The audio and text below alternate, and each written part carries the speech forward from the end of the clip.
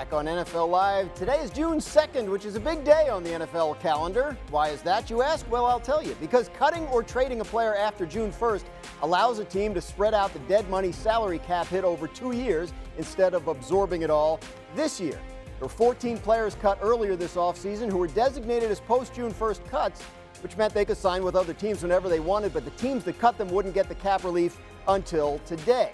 So 9 teams getting fresh cap relief today. As for trades, though, you can't make a trade before June 1st and call it a post-June 1st trade the way you can with cuts. You actually have to wait until after June 1st to make the trade if you want the cap relief. Quiz on that later. But in the meantime, let's take a closer look at some of those guys who could potentially be traded now that June 1st has come and gone. Starting, let's stay in Atlanta where we were before with Kirk Cousins, Jeremy. Dan, you got me excited about post-June 1st. That was a great breakdown. Kirk Cousins, the Falcons can now save $27.5 million on their cap if they trade him, but the cap is not the issue. It's that money is guaranteed along with $10 million in 2026. No team wants to cover a big portion of that. Atlanta seems to be holding out hope if they're going to trade him that somebody will pay that big money. But as one source told me, if they were willing to take like $7 or $8 million on an offset on that contract, then a trade would have been done months ago. Maybe even the Cleveland Browns before they added 18 quarterbacks to their quarterback room. There's just not a market right now outside of maybe Pittsburgh as a plan B if they don't get Aaron Rodgers. Yeah, Pittsburgh's the only team that really makes sense to me, and it makes sense only under a certain set of conditions. If you could promise me that Kirk Cousins looked more like he did at the end of his tenure in Minnesota as opposed to last year coming off the Achilles, then I would go all in, because that version of Kirk Cousins, the quarterback who could run under center play action, is a good fit for Arthur Smith's offense. But can he do that? Obviously he could not in Atlanta. So you would want to know a bit more about his health if you were Pittsburgh, and I don't know how much they can know in the current circumstances. You know, Mina, I think he's a much better bet for Pittsburgh than Aaron Rodgers. He's 5 years younger. He actually played better, in my opinion, than Aaron Rodgers did. And one thing you can do under the rules is you can bring a player in for a physical in contemplation of a trade. So if I'm Pittsburgh, I'm trying to get Kirk Cousins in for a physical. And look, Jeremy alluded to it, guys.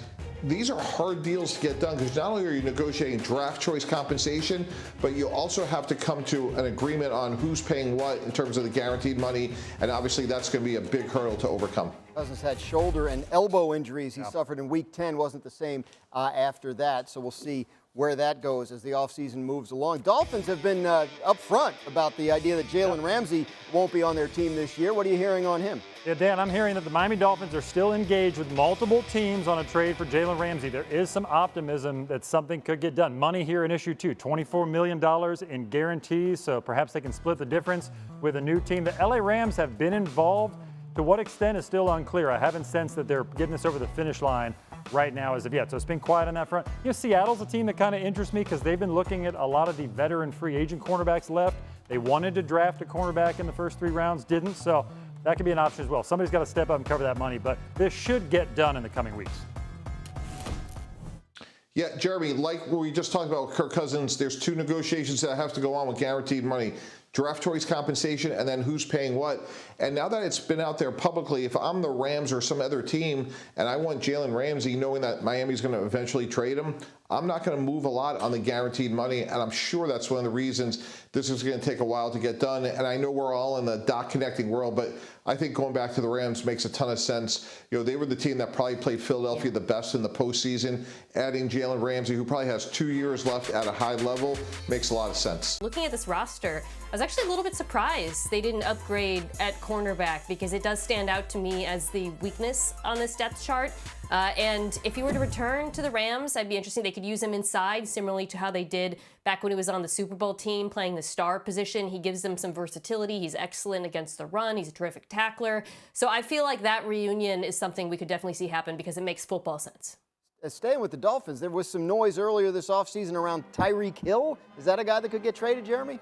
Yeah, Dan, I would be mildly surprised. Where Ramsey, you hear a lot about his trade market. You're not hearing a ton about Tyreek Hill. But now that it is in early June, the Dolphins can save about $15 million on their cap if they were to trade him. So it maybe makes it enticing given the problems he had there last year. There would be a market if they looked heavily into this. He's still considered a top 3 wide receiver from most of the teams I talked to, but he's saying all the right things publicly. It seems like he wants to be back in Miami. I expect that they can work something out. So probably Ramsey gone, Hill stays.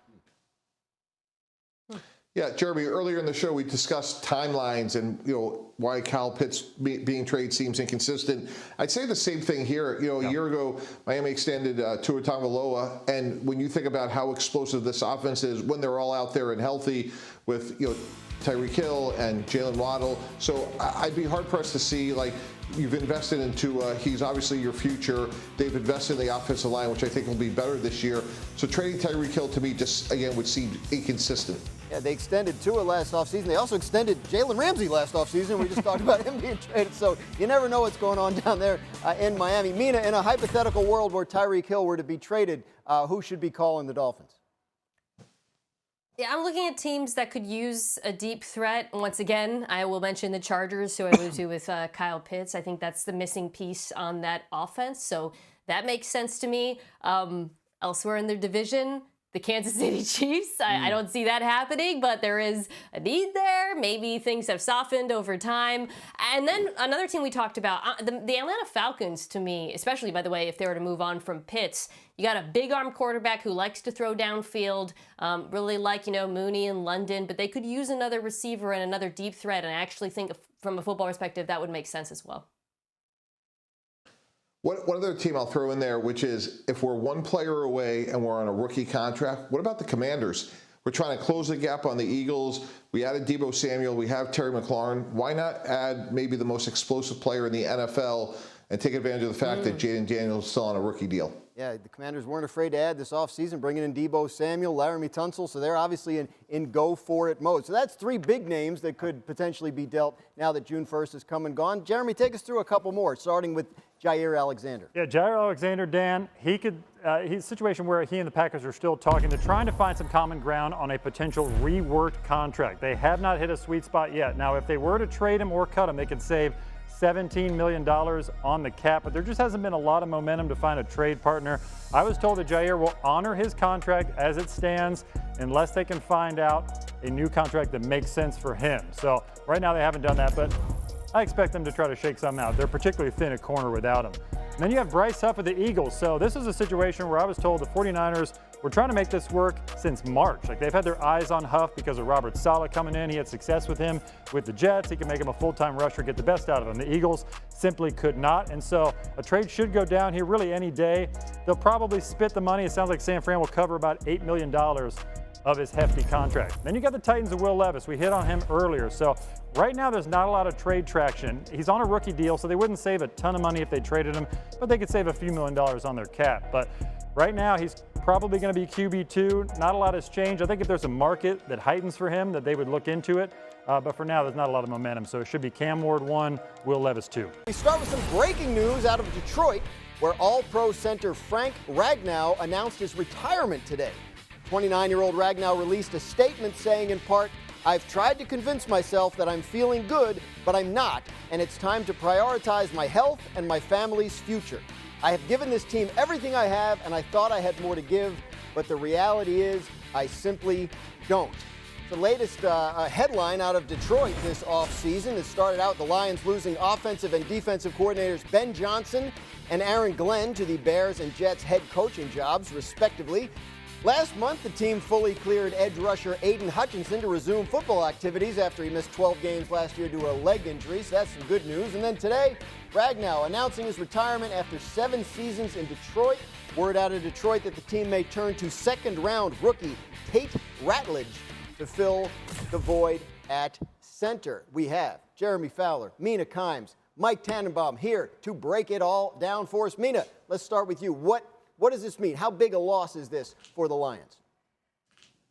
It's massive. The Lions' success over the last couple of years has really been inside out. It started with the offensive line, and you're losing Ragnow as one of the best centers of football, but you're replacing 2 out of 3 of the interior offensive linemen. Christian Mahogany, who's playing guard, did play some, but he will be a full-time starter for the first time. And that creates a lot of questions and a lot of problems for a number of reasons. This run game, which has been so dominant, is incredibly complex. The Lions run a ton of different concepts, so you're asking for a new combination to execute that.